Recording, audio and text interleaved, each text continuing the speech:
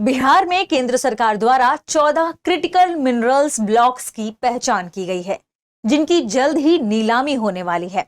इन खनिजों में कोबाल्ट, सोना, रेयर अर्थ एलिमेंट, टाइटेनियम, ग्लाकोनाइट आदि शामिल है। तो आज के सेशन में हम जानेंगे कि आखिर इन मिनरल्स को कहां पर प्राप्त किया गया है, बिहार के लिहाज से ये इतना इंपॉर्टेंट क्यों है और ये साउथ बिहार में ही क्यों पाया गया है, इसका उद्देश्य क्या है जो नीलामी होने वाली है, और ये खनिज प्रमुख रूप से किन क्षेत्रों में काम आने वाले हैं।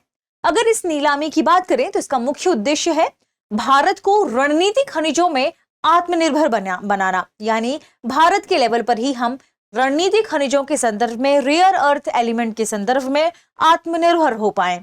अब यह खोज इतनी इंपॉर्टेंट क्यों है, यानी प्रमुख खोजे गए जो क्षेत्र हैं वो कहां पर देखे गए हैं, तो बांका में कोबाल्ट का भंडार पाया गया है, भागलपुर में रेयर अर्थ एलिमेंट पाए गए हैं, जमुई वाले हिस्से में सोना पाया गया है, वहीं नवादा में वेनेडियम बियरिंग मैग्नाइट पाया गया है। तो इनका इंपॉर्टेंस क्या है, किन क्षेत्रों में इनका महत्व है। देखिए, अगर हम कोबाल्ट की बात करें तो कोबाल्ट को इलेक्ट्रिक वाहन बैटरीज में इस्तेमाल किया जा सकता है। इसके अलावा मोबाइल और रक्षा जो उपकरण है उनके निर्माण में भी कोबाल्ट की जरूरत महसूस होती है।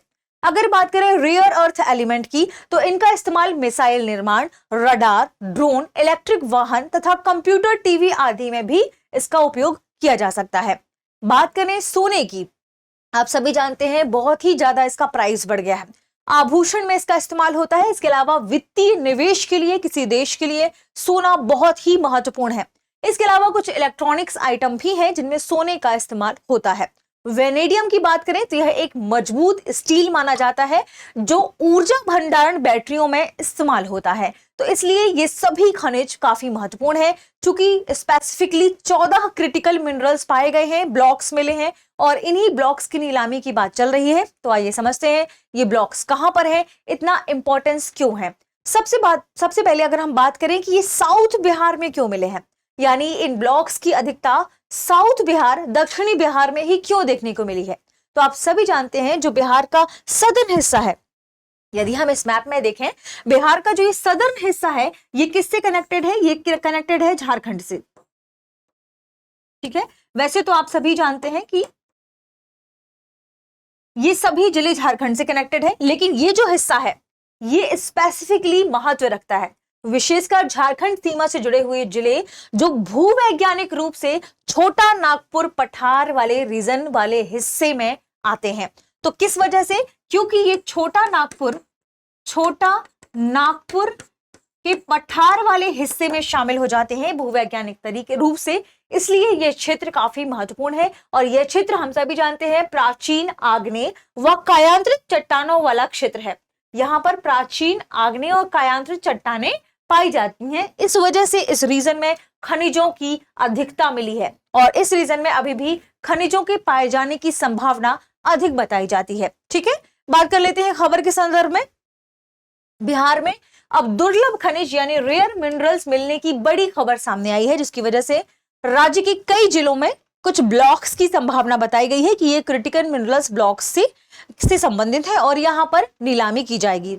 ये कौन कौन से क्षेत्र हैं, भागलपुर, बांका, जमुई, नवादा और रोहतास में कीमती खनिज मिलने के संकेत मिले हैं। अब ये रीजन कहां पर है, ये है भागलपुर, यह है बिहार, यह है जमुई, नवादा और ये है हिस्से के बाद ये रोहतास। ठीक है, ध्यान रखिएगा। तो इस रीजन में ये खास तौर पर खनिजों के भंडारण की बात कही गई है, जो कि छोटा नागपुर से संबंधित क्षेत्र ही आप कह सकते हैं। छोटा नागपुर का पठार जो हिस्सा है उससे संबंधित, उसमें आने वाले क्षेत्रों में माना जाता है। ठीक है, प्राचीन आग्नेय व कायांतरित चट्टानों से बना हुआ यह रीजन है, इसलिए यहाँ पर खनिजों के पाए जाने की संभावना ज्यादा होती है। ठीक है, बिहार सरकार अब इसके सर्वे, नीलामी और खनन की तैयारी कर रही है।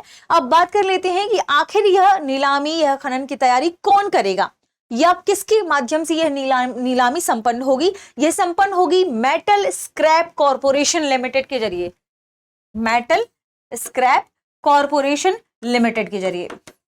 हम आगे समझेंगे इसके बारे में डिटेल से। उससे पहले हम समझते हैं कि किस रीजन में क्या पाया गया। बांका में मिला है कोबाल्ट। बांका वाला रीजन आपने देखा कहां पर है, ये यहां पर क्या मिला है, कोबाल्ट। ठीक है, कोबाल्ट में हमने अभी देखा है कोबाल्ट कहां पर जरूरी होता है, इलेक्ट्रिक वाहन, मोबाइल्स, रक्षा उपकरणों में इसका इस्तेमाल होता है। कोबाल्ट की भंडार मिलने के संकेत है। कोबाल्ट इलेक्ट्रिक वाहन, बैटरी, मोबाइल, रक्षा उपकरणों में इस्तेमाल के लिए जरूरी है। सरकार जल्द इसकी नीलामी कर सकती है। दूसरा है जमुई। जमुई में क्या मिला है, सोने की संभावना बताई गई है। तो जमुई के खास क्षेत्र की ही बात कही गई है। जैसे जमुई जिले के सोनो क्षेत्र में सोने की भंडार की बात कही गई है, इसकी संकेत मिलने की बात कही गई है। अभी सर्वे और जांच जारी है। पहले भी यहां सोने के बड़े भंडार की चर्चा हुई थी, लेकिन अगर हम बात करें जीएसआई की तो उसने पुराने कुछ दावों को बढ़ा चढ़ाकर बता दिया गया था, ऐसा कहा था। अब अगर हम बात करें अन्य रीजन कौन से हैं, तो भागलपुर में रेयर अर्थ एलिमेंट के पाए जाने की संभावना बताई गई है। भागलपुर के किस स्थान में, बटेश्वर स्थान क्षेत्र में रेयर अर्थ एलिमेंट मिलने के संकेत मिले हैं। ये रेयर अर्थ एलिमेंट्स का उपयोग कहां होता है, हमने पहले भी बताया, मिसाइल, रक्षा, ड्रोन, इलेक्ट्रिक वाहन, कंप्यूटर्स, टीवी आदि में इसका इस्तेमाल होता है। लड़ाकू विमान, mobile, laptop, camera, lens, electric वाहन में इनका इस्तेमाल होता है। फिर अगला है क्रोमाइट और अन्य खनिज। कहां पर देखने की बात कही गई है, भागलपुर वाले रीजन में। तो भागलपुर में क्रोमाइट मिलने की संभावना भी जताई जा रही है। इसके अलावा ये रीजन कहां पर है, तो इसे हम मैप में देखते हैं। ये है भागलपुर, ठीक है, और ये है नवादा, ये ठीक है। इस रीजन में भी कुछ खनिजों के मिलने की संभावना बताई गई है। सबसे पहले बात करें भागलपुर में किस रीजन की, क्रोमाइट की। नवादा में वेनेडियम युक्त मैग्नेटाइट की और इल्मेनाइट की नीलामी की तैयारी चल रही है। फिर रोहतास में क्या मिला है, तो रोहतास वाले जो रीजन है उसमें ग्लूकोनाइट की 3 ब्लॉक्स की नीलामी होगी, ऐसा कहा गया है। अब ये है क्या, ग्लूकोनाइट के संदर्भ में कहा जाता है ये भूरा हरे रंग का पदार्थ है जो समुद्री, आपने चट्टानों के बारे में सुना होगा, उन्हीं में यह खास तौर पर पाया जाता है। इसमें पोटेशियम वगैरह होता है, इसलिए इसका इस्तेमाल उर्वरक वाले क्षेत्रों में किया जा सकता है। इसके अलावा इसमें आयरन की भी अधिकता होती है, तो जो पानी के शुद्धिकरण वाली प्रोसेस है उसमें भी इसका इस्तेमाल हो सकता है, ठीक है। तो ध्यान रखें, ग्लूकोनाइट ऐसे हालांकि उसे लिखते हैं, ठीक है। अब बात करें कि तांबा, सीसा और जस्ता कहां मिला है, तो बांका के पिंडारक क्षेत्र में तांबे का भंडार मिला है और सरकार तांबा, सीसा और जस्ता निकालने की तैयारी लगातार कर रही है, ठीक है। तो ये बिहार के लिए बहुत स्पेसिफिक न्यूज है, क्योंकि बिहार के सदर्न हिस्से में इतने क्रिटिकल मिनरल्स का पाया जाना बिहार के औद्योगिक विकास के लिए काफी इंपॉर्टेंट माना जा रहा है। क्योंकि इससे क्या होगा, बिहार में उद्योग स्थापित होंगे, निवेश को आकर्षित किया जा सकेगा, इससे रोजगार का सृजन होगा।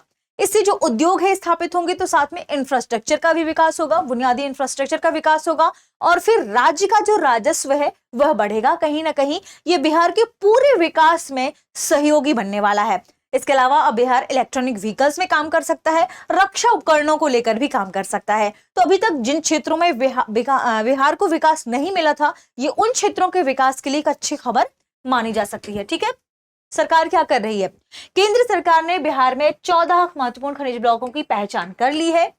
अब जो सार्वजनिक क्षेत्र की इनकी कंपनी है MSTC, ठीक है, इसके जरिए नीलामी की प्रक्रिया होगी, ठीक है। इसका अगर हम फुल फॉर्म की बात करें, इसका फुल फॉर्म है मेटल स्क्रैप कॉर्पोरेशन लिमिटेड, जो भारत सरकार का एक सार्वजनिक उपक्रम है। किसका, भारत सरकार का क्या है, एक सार्वजनिक उपक्रम है। सार्वजनिक उपक्रम का मतलब आप जानते ही है ना, सरकारी उपक्रम है, सार्वजनिक उपक्रम है, ठीक है, जो क्या करती है, ये ई ऑक्शन करती है, यानी ऑनलाइन माध्यम से जो ऑक्शन कराना होता है ये इसी के माध्यम से संपन्न होता है। तो सरकारी संपत्तियों का जो व्यापार है, प्रबंधन है, वो सब इसी के माध्यम से होता है। सरकारी संपत्तियों का व्यापार व प्रबंधन करने का काम करती है कौन, मेटल स्क्रैप कॉर्पोरेशन लिमिटेड, ठीक है। तो ई ऑक्शन कराना, खनिज ब्लॉक्स की नीलामी कराना ऑनलाइन माध्यम से, इसके अलावा सरकारी संपत्तियों का व्यापार प्रबंधन करना, ये सब इसका काम है, ठीक है। तो MSTC पोर्टल के जरिए ही ये सारा काम करती है, और इसलिए ये बहुत इंपॉर्टेंट हो जाता है इन क्रिटिकल खनिजों के संदर्भ में। अब बात कर लेते हैं कि बिहार को इससे क्या फायदा होगा। तो जैसा कि अभी हमने डिस्कस भी किया कि राज्य में निवेश बढ़ेगा, खनन शुरू होता है तो रोजगार मिलेंगे, उद्योगों का विकास होगा, बिहार की अर्थव्यवस्था मजबूत होगी और बिहार देश के महत्वपूर्ण खनिज संबंधी राज्यों में भी शामिल हो जाएगा। इलेक्ट्रॉनिक व्हीकल्स, रक्षा प्रौद्योगिकी में बेहतर होगा बिहार, राजस्व आय बढ़ेगी बिहार की। तो ओवरऑल ग्रोथ के लिए ये एक अच्छी खबर मानी जा सकती है बिहार के संदर्भ में। अब आप बहुत सारे बच्चे कमेंट करते हैं कि मैम सुबह वाला लाइव सेशन कितने बजे आता है। सुबह वाला जो लाइव सेशन है उसका टाइम है सुबह 9 बजे, ठीक है।